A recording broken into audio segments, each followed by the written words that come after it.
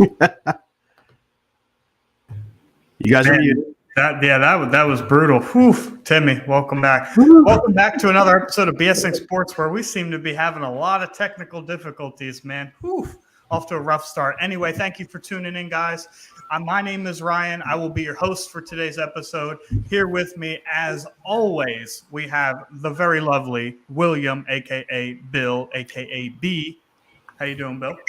Great. It's been a wonderful week at work, and I got a new office set up, as you guys probably can't tell because I have the jerseys behind me. But either way, it's been good. I mean, I think most people can tell. It looks a little different from there. And then obviously we have Timmy. So right in today's top. No, I'm just kidding. How you doing today, Tim? All right. Long day. That's about it. Rough week at work. Other than that, be all right. Well, guess what, guys? Tomorrow's Friday, so that means your week is almost over. So congratulations. Keep fighting. Off. Yeah. Oh, and Bill is off. Sounds like Bill and I are going to do a midday show because we feel like it. No, I'm just kidding. But stay tuned, guys. Anyway, as you guys can see, we've been talking football for about 3.5, almost 4 weeks now, and baseball is dearest to our hearts. We cannot forget about baseball. I'm sure it's all three of our favorite sports. That being said, we have a lot of catching up to do, and September 1st is the perfect day to do that because September is without a doubt the most important month in the regular season, starting with the 6 teams in the AL that are currently going to be in the postseason. Leading off, we have Houston coming out of the West with a record of 84 wins, 47 losses. We have the New York Yankees at 79-52. And lastly, for the division leaders, we have the Cleveland Indians at 68-60. The 3 wildcard teams, the Tampa Bay Rays and the Seattle Mariners, are tied for the first and second wildcard spot ultimately, with 72 and 73 wins apiece. And then Toronto actually holds the third wildcard spot right now, guys. So what have we missed? I think the big thing that we seem to have missed since the last time we've talked is the Orioles are 2 games out of the third wildcard spot. Yeah, buddy. Timmy, fire it up. Go ahead. Yeah, Tim, go ahead. What's your take on what we've missed over the last 4 weeks? The Yankees were riding sky high and the Orioles were low lives. What's happened in the last 4 weeks? The All-Star break happened to begin with, and the Yankees just fell flat on their face afterwards. They traded Joey Gallo to the LA Dodgers, and apparently he's doing well over there right now, and the Yankees are struggling. I think he's just doing better than he was in New York. I wouldn't say he's doing well, but to be fair, I could do better than he did in New York. So, Joey Gallo was on pace to have 300 strikeouts this season. That is an unheard of number. I'm sorry, Timmy. Continue. Well, Baltimore, man, they're doing the right things when they need to. They had I think a 10-game win streak at one point. 14. I'm going to bring this comment up because I do very, very, not vaguely, remember this episode. I do remember Gary pointing out that we do need to watch the Orioles. I don't know if it was our very first episode of the season, but it was very early on in the season that he told us to keep an eye out for the Orioles. So we do give props where props are due on this show. Good job, Gary. Great job, Gary. Call that one. Obviously, you already said most of it, Timmy. Out of nowhere, the Orioles and all of their young talent, and it is young talent. Adley Rutschman is contributing. They just called up Gunnar Henderson, hits a home run in his first big league at bat.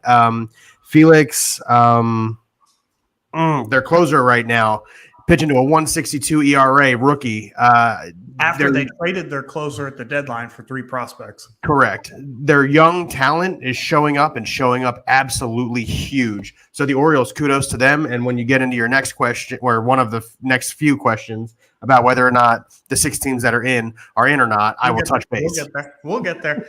So that being said, my take on it, I saw a stat since June 1st that the Yankees actually have the 5th worst record in the MLB. So their downfalls have kind of started long before the All-Star break. They were riding sky high. I mean, Aaron Judge, was the greatest, hitter on the planet, and nothing could go wrong in New York. And then 42 home runs entering August 14th. Good. Yeah, he's at 50 now, I believe. I think he just hit his 50th the other night. So he's at 50 going into September. He's got a real shot to break the Yankee record of 61 if he has a fantastic September. However, I think the whole team needs to turn it around if he's going to do that, because the Yankees as a whole kind of seem to have gone downward. They were far and away the best team in the AL at one point, and as I read out before, I asked for your opinions, the Houston Astros have the best record in the AL currently. So they've definitely taken a fall from grace. My take on it is the Yankees just overachieved in the beginning of the season. In all honesty, they had a lot of holes, particularly in the outfield. I mean, Aaron Hicks, when he's playing, is not fantastic. As you touched on, Timmy, Joey Gallo was not good. Then he gets traded to the Dodgers, and somehow 213 means, he's hitting so much better over there than he was in New York. The Yankees have just been plagued outside of Judge and Stanton by bad outfield play all year. So to me, that's been the big thing. And then they traded away Jordan Montgomery with the assumption that they were going to get Pablo Lopez. And the rumor is that they were this close to doing it, but that just never unfolded. The Marlins, I guess, backed out of the offer or whatever the case may be. So they lost a key component in their rotation as well. And then the Orioles, they were down south, and then like Timmy touched on, they went on like a 10-game win streak at one point. 14. 14. Currently sitting at 6-4 in their last 10. So they're still competing. They fell out of the wild card spot that they held for a little while there, but they're still competing. We're going to jump to the NL. Dodgers, best record in baseball, 90 wins, 30 losses. 39 losses. That's the team to beat, followed by the New York Mets, 7 games back from that at 83 wins, 48 losses. And out of the Central, you have the St. Louis Cardinals at 76-55. They really have come on strong. We'll touch about them in a second. The 3 wild card spots, you got the Atlanta Braves firmly in first place in the NL wild card. They would actually be leading the Central if they were located there, but unfortunately they're not. The Phillies aren't firmly in the second wild card spot, but they're there, half game above the San Diego Padres. They both have 73 wins. The Phillies own the 1 less loss. We have a tiebreaker. Last time we talked about this, I think Milwaukee was 6 or 7 games up in the division. So, Bill, why don't you start out with the NL? Go ahead and give me your take as to what's happened. Going into the All-Star break, the Cardinals were really like stuttering into the All-Star break. They had just come off of 2 series against the Phillies where they lost both series, one in St. Louis and then one in Philadelphia. I was lucky enough to be at one of those games. And then the All-Star break happens. Albert Pujols wins the first round of the home run derby, and then out of nowhere, he's hitting home runs like a fiend again. It looks like he lost 10 years off of his body. He's hitting a ton of home runs, and the rest of the team is also performing. Nolan Arenado, believe it or not, he was already playing really well, is playing better. Paul Goldschmidt, MVP, probably front runner, started playing even better. The team just as a whole got better. And as a result, they've gone on their own little tear. I think they won 16 out of 24 or something like that. So that and they overtook the Brewers, who are the team that are now stuttering. And I mean, listen, as this comment says right here. Oh no, wait, not wrong one. Nope, wrong one. The Cards are always there, and that's got a lot to do with the franchise and how they handle themselves. You're talking. Young talent, developing young talent, as Ryan and I have touched on a trillion times, in addition to the veterans really stepping up and contributing. And I mean, again, good for the Cardinals, really stepping on the gas. Is a real number? Do you think? Trillion? Jeff Bezos is about to be the first trillionaire ever. No, I mean quadrillion, because that's what you said. You put like a "k" there. Is that like a quadrillion, trillion, septillion? Whatever. More than we have. Yeah, it's a lot. Before I get to you, Tim, just want to give fan shout out. Tom McCarthy says, "What's up, guys? What's up, Tom? How you doing up there in Boston? Probably not too hot right now. Anyway, Tim, what's happened in the NL from your point of view since we last talked about baseball almost 4 weeks ago?" I want to give you a shout out on the background. That looks amazing. You're damn right you want to give me a shout out on the background. And if you're listening to this on Spotify, unfortunately, you won't be able to see the background. Also, if you're listening to this on Spotify, the music for the intro was brought to you by Orphan Rivers. Yes, we always forget to say that. Thank you, Orphan Rivers.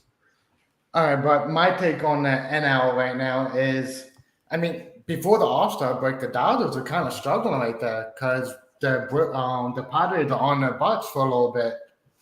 Then I don't know. That's true, yeah. I have an opposite theory on that. I have the opposite take on that. And then I think Atlanta is playing really good ball still. They always manage to do something at the end of the seasons. And I think they're gonna. Oh, I can't give you my prediction yet. My fault. No. Let's be patient, guys. I know it's not going to be a very long show, but we don't got to do our playoff predictions just yet. We'll get there. No, having said that, I kind of harped a little bit too much on the Cardinals. I didn't realize I was supposed to be doing the whole NL situation here. Let's point out. No. I mean, if the Cardinals were your biggest surprise, let Tim finish. And then no, they absolutely weren't. Timmy can go, and then I want to get my last little piece in. My biggest surprise is Milwaukee after Alec Boehm and Matt Vierling at the 2 home runs. Their closer have been absolutely terrible. Their closer pitches in San Diego now. You're right. I'm sorry, you're right. But he's been terrible. Do you know what Josh Hader, the closer's name? Do you know what Josh Hader's ERA since that moment is? Like 17? It's 25. His job, Matt Vierling. His ERA with the Padres, I think, is 16, somewhere in that neighborhood. Mind you, this is a guy that the Padres gave up some decent prospects for. I mean, ultimately, they ended up letting one of the pitching prospects go. The Brewers did. They ended up letting one of the minor league prospect pitchers go after like a week after the trade. However, Taylor, I mean, I'm sure that the Padres at this point would love to just have Taylor Rogers come back and close games for them. Josh Hader, he can't do any worse than Josh Hader's been.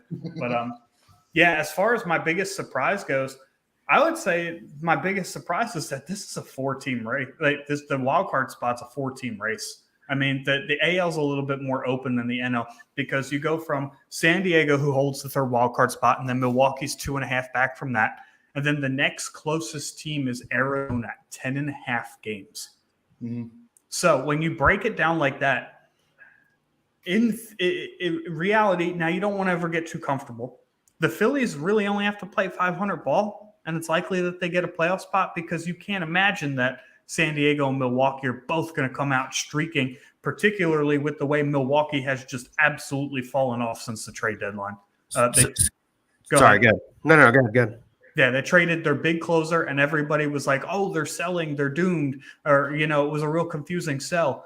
And when you look at Hader's numbers, you're like, Hader was contributing to the downfall, but since they got rid of him, they still keep sliding. So to me, they weren't selling intentionally. I think they still can make a wild card spot, but I just do not understand. It doesn't make any sense to me why they still continue to slide. Yeah, so I know I focused on the Cardinals because that was like the last question you asked. However, my biggest surprise of the NL coming out of the All-Star break, coming the last couple of weeks, is how good the top 3 teams in the NL East have played overall. You're talking the Phillies went 32 and I think 6 at one point and gained 0 ground on the Mets and Braves, meaning they played just as well or better. So the top 3 teams in the NL East playing as good as they did, that was a bit of a surprise for me. Not because I didn't think that any team at any given time could have done it, but of how they all did it at the exact same time. It was like one team stepped on the gas and the other 2 realized they needed to hit the gas too. So do you guys agree with the statement that I'm about to make? The NL is substantially better than the AL. Substantially is an interesting word. Yes. As far as the playoff teams go. Yes. Yeah, I mean, as a whole, if you look at it, when you have that kind of a big gap between your playoff teams and your non-playoff contenders, I would say that the AL is probably a little deeper in terms of their talent. However, I think if we're focusing strictly on playoff teams, I think the NL is, in fact, substantially better than the AL this year. I would say that the World Series winner likely comes out of the NL this season. That was going to be my next statement. So that being said, let's kind of move toward the postseason, or rather toward what we got coming up in September going into the postseason. So I mentioned, all 6 playoff teams and some close contenders. Tim, we'll start back to you in the AL. Do you think Houston, New York, Cleveland, Tampa, Seattle, Toronto, do you think those are the 6 teams that end up in the playoffs coming out of the AL? I do not. Okay. Who loses their spot and to who? I think Toronto going to go on a hot streak and Seattle's going to go down. And then I think Baltimore going to stay hot and Baltimore going to take the 3rd spot. Toronto going to take the 2nd spot and Seattle not going to be in it. You think 4 teams out of the AL East are going to make the playoffs? I want to make sure I'm hearing you. Why does that matter? the 3 wild card spots. No, I totally agree with you. I just want to make sure that you're saying it. That would be insane if that happened. Actually, historic. I'm gonna one up that prediction there a little bit, but Bill, go ahead and give me your takes. Do those 6 teams that I listed off make the playoffs? I think Seattle gets hot and takes the number 1 wild card spot. They've been playing extremely well. Again, just like the Baltimore Orioles, young talent is really showing through and through. They just signed Julio Rodriguez to that huge massive deal, massive contract, and good for Seattle locking up their young players. Hint, hint. Philadelphia. Hint, hint. On a yearly average, he makes about as much as Bryce Harper does. Yeah, it's a massive contract. It's absolutely massive, and good for him showing up in his rookie season and putting the season that he's putting together. Like absolutely freaking congratulations, my man, Julio Rodriguez. Good for you. So I think Seattle continues to play well, and they overtake the 2nd spot. Tampa still gets a note on that is Seattle. The 1st spot. A note on that is Seattle is 7-3 in their last 10 games, so they are riding pretty high. However, Tampa is 8-2 in their last 10. I understand. They finish a very close 1-2 for the wild card. I have a hot take. Oh no! Wait, no! I'm sorry. So I have my other. You guys can't see it. I have my other laptop sitting here.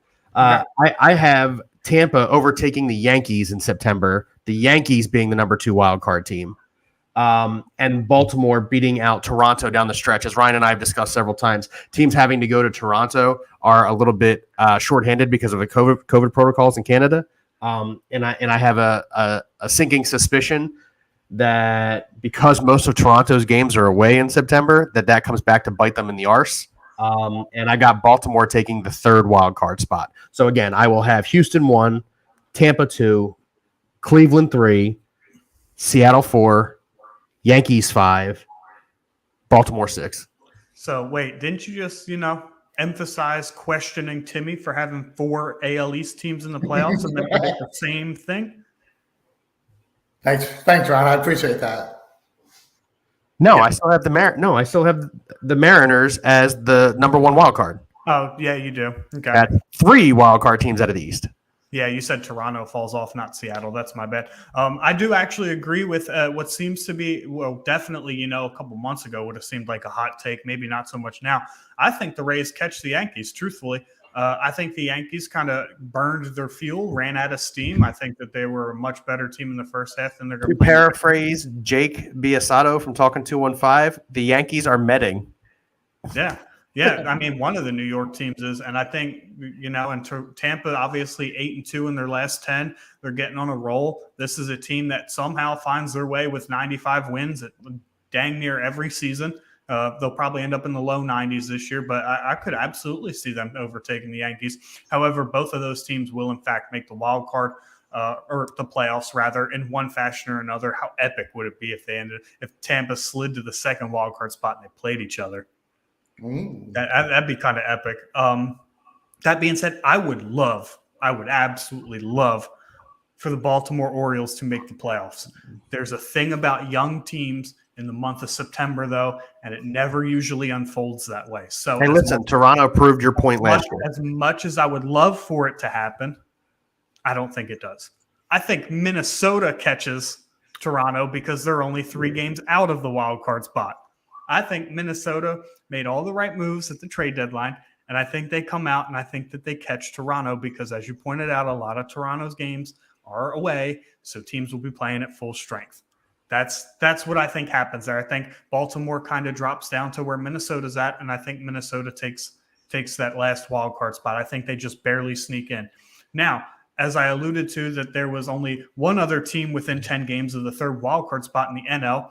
The Baltimore Orioles are 2 games back. The Minnesota Twins are 3 games back. The Chicago White Sox are 6 games back, and the Boston Red Sox are 8 games back. So there is definitely more depth and competition here in the AL. It's a little more wide open. Yes, Tom, if you're still tuned in, I know you're very down on the Red Sox this year. However, as Phillies fans have witnessed, 7 games back and 17 left to play. They did it. 8 games back with a whole month to go is unlikely, but not impossible. So that being said, we're going to move on. So we all have our 6 teams. Who's winning the World Series? Or who's going to the World Series first? Let's start with who the two representatives from the NL and the AL are. we haven't done the NL side of who's in and who's not. Oh, we haven't? We have not. Oh, okay. That being said, Timmy had a hot take, and I'm ready to hear it. LA is number 1, obviously. The Mets will be number 2. St. Louis is number 3. Atlanta's number 4. Phillies are number 5. The Padres are number 6. Do those 6 teams make the playoffs in the NL? Timmy. No. Oh, no. So I have the Dodgers 1, obviously. The Braves at 2. Cardinals at 3. The Mets at 4. The Phillies at 5. And I think Milwaukee steps it back up and takes the San Diego spot at 6.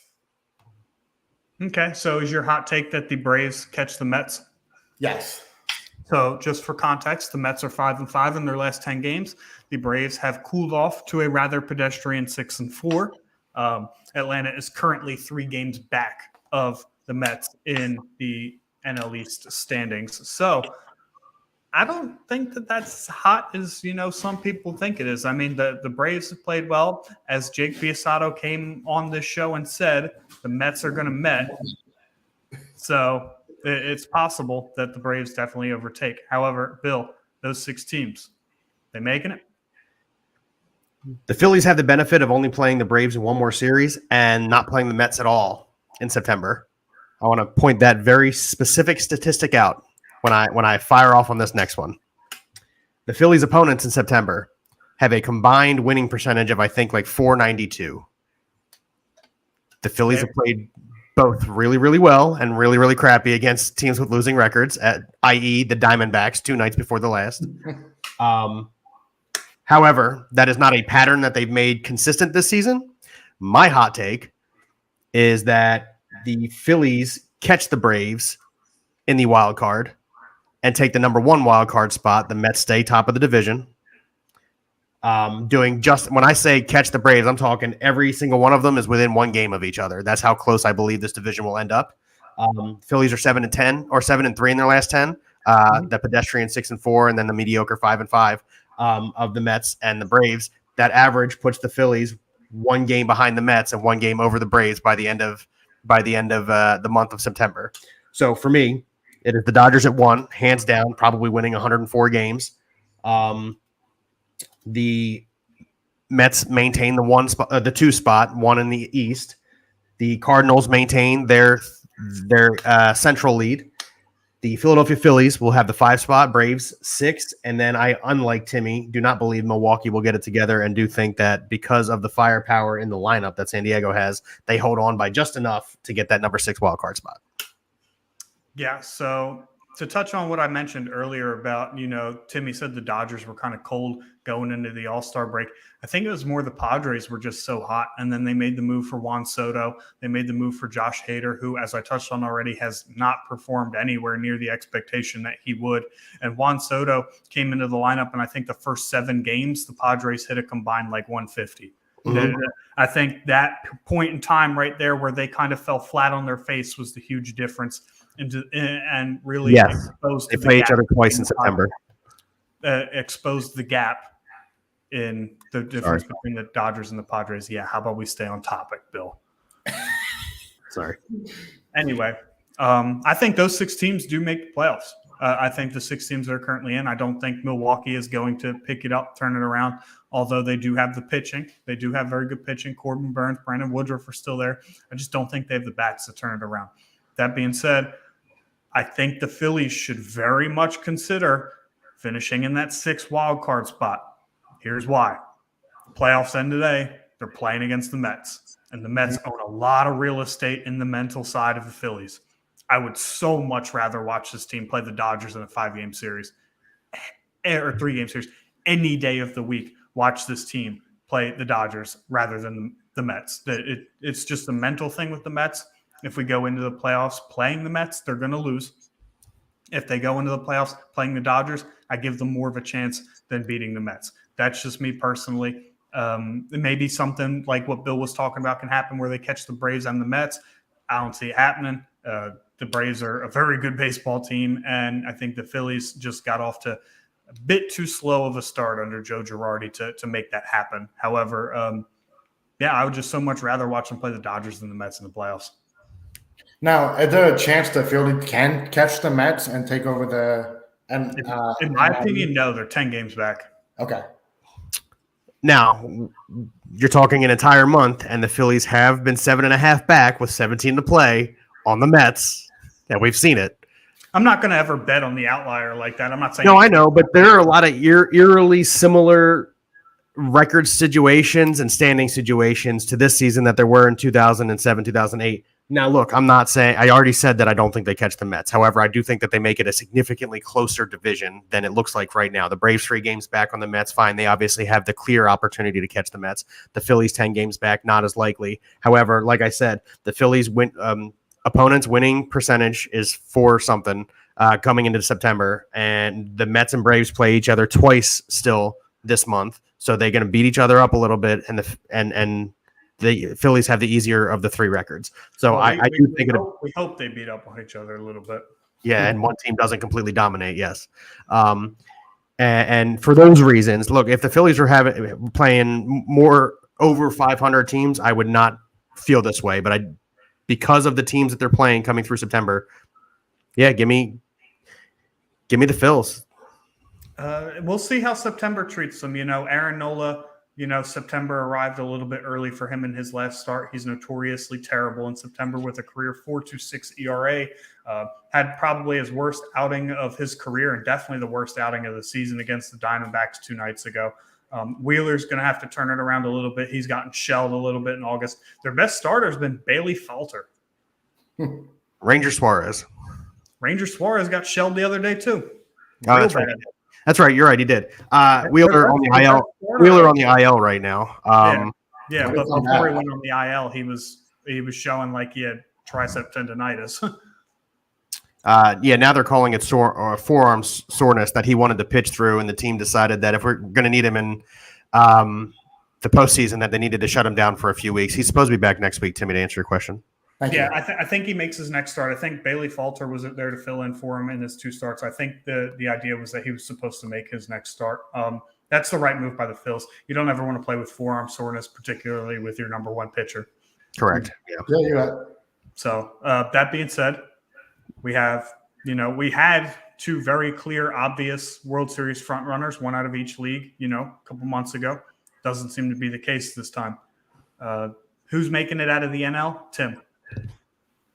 Now, if the Phillies end up in the 6th wildcard spot, I think they're going to beat the Braves, not the Braves, the Dodgers, and I'm going to say the Mets are going to end up in a World Series against.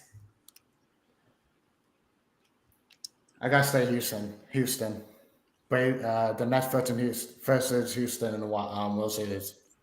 Okay, Bill. It's hard to bet against the Dodgers in the postseason lately.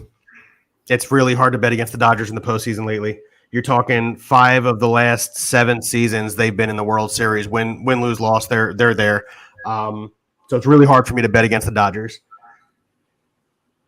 So I won't. I got the Dodgers in the NL. Houston seems like the obvious choice in the AL. However, if they meet the Yankees in the playoffs, there's a lot of bad blood there with the cheating thing a few years ago. So if that scenario happens, Houston versus the Yankees, give me the Yankees. However, if Houston avoids the Yankees in the postseason, it's Houston. So give me Dodgers and Houston again. I do have the Dodgers coming out of the NL just because it is very hard to bet against them. I got Tampa coming out of the AL. Ooh, I like it. I do like that. Okay. Tampa started out with everybody wondering, like, is this the year the Rays finally show their payroll in the sense that they don't make the playoffs? They weren't a very good team in the beginning of the year. And it is genuinely all about who gets hot at the right time.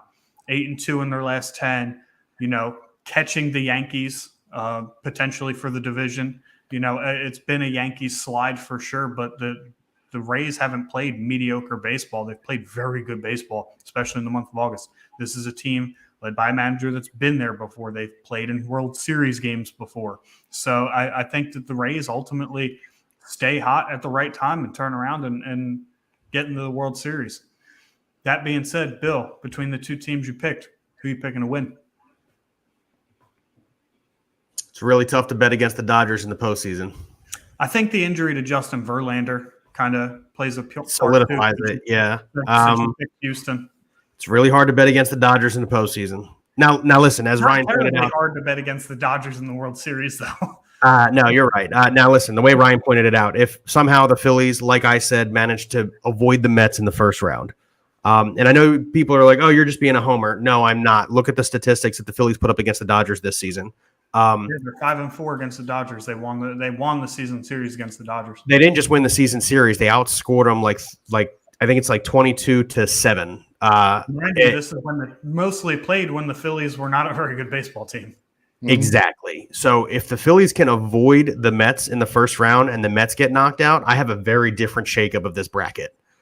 As Ryan pointed out, I believe the Phillies have a much better shot beating the Dodgers in a 3-game set, and then taking on any other team but the Mets that are going to make the playoffs as they win the tiebreaker with all of them right now. So if the Phillies can avoid the Mets, I would not be surprised. Yeah, call me a homer all you want. I would not be surprised to see the Philadelphia Phillies in the World Series. This is a roster that at the beginning of the season we said flat out was not good enough to compete, and they are. I think genuinely any team that makes it to the postseason, we've seen enough craziness in our lives that the Braves last year. You just got to get the words right out my mouth. Tim, two teams you picked. Who's winning it? The Mets. You think the Mets don't Met this year? I think DeGrom, Scherzer, that gets too powerful 1-2 punch. They got hurt at the right time, so to speak. Maybe they can avoid the September injuries. That's what I'm thinking, man. Unfortunately, I'm a Phillies fan, but you can't go against them with those two pitchers right there, man. That gets too powerful. Yeah, like I said, teams have to avoid the Mets and hope they get knocked out to move on. But if you're giving me the Dodgers versus the Mets straight, they're playing a series right now, and it shows they're the two right now. They're the two best teams in the NL. DeGrom had to be on his A game last night for them to beat the Dodgers, and he certainly was. Yeah, but I'm telling you, you give me the Philadelphia Phillies avoiding the Mets, I like their chances against the rest of the NL. Listen, I think Kershaw's back tonight too, so that's another big thing for the Dodgers is Clayton Kershaw makes his return, hasn't made a start since August 4th. I think there's one team that could knock the Mets out, and it's the Braves. The way they get playing baseball against them this year. Yeah, I mean, the Braves have been competitive with the Mets for the most part, to my understanding. I haven't kept too close of tabs on that series, but I think the series it doesn't look like that it would line up to any way where they would play them in the first round. The Braves are just so far ahead of everybody else in the wild card. Makes sense. But for me, yeah, it's hard to bet against the Dodgers. As long as the Rays stay a small payroll team, I don't think that I think they'll always be missing that one piece that it'll take for them to win a World Series. So I would go ahead and pick the Dodgers for me personally. But once you're in the postseason, anything can happen. We've seen much wilder things than, the Dodgers losing the World Series despite having the best record. We've seen a lot of crazy things in our lives. That being said, Tim, do you have any closing remarks to this episode? Nah, I'm okay. I guess I love baseball. Bill. Go Phils. Go Phils, damn right. Guys, I wrote an article yesterday. It's posted on the website this morning, courtesy of Bill. If you could give it a read, I would greatly appreciate it. It's on the topics of baseball, some things that have, bothered me over the last, couple of years, really, since I grew up. So go ahead and give that a read, give it a share. That's free stuff, man. It's free quality content right there. Saturday night, 2 days from now, we will be live with Talkin' 215. I do not know which members of Talkin' 215 will be there. I know it's Jake for sure. I know Jake's for sure coming. I believe Sean's going to be on too. It'll be a great show. We're talking AFC and NFC East, and we are going to try our best to not say the words Philadelphia Eagles until the last team to be talked about, because there's much to be said about them. If you do not know who Talkin' 215 is, you need to sign off after we are done here and go check them out, because they are a fantastic podcast. They provide high-quality Philadelphia sports content Those are, those guys over there they're the real deal. So go ahead and give them a shout out. If you guys have no closing remarks, Bill, I'll let you finish it out. Actually, yeah, one more quick thing. We have some big news entering the Saturday show as well that we will announce. But we don't want to give it away here on Thursday. We want to make sure everybody's watching on Saturday. So if you're Saturday for massive BSing news, huge news. Unfortunately, I won't be on that show. Timmy will be fired tomorrow, so he will not be on Saturday's show. He'll probably be back next week. No, he's got a prior engagement. Family always comes first. I firmly believe it as well. Now, having said that, thank you for joining us here on BSing Sports, where we do a little BS and we talk a whole lot of sports. Have a good night.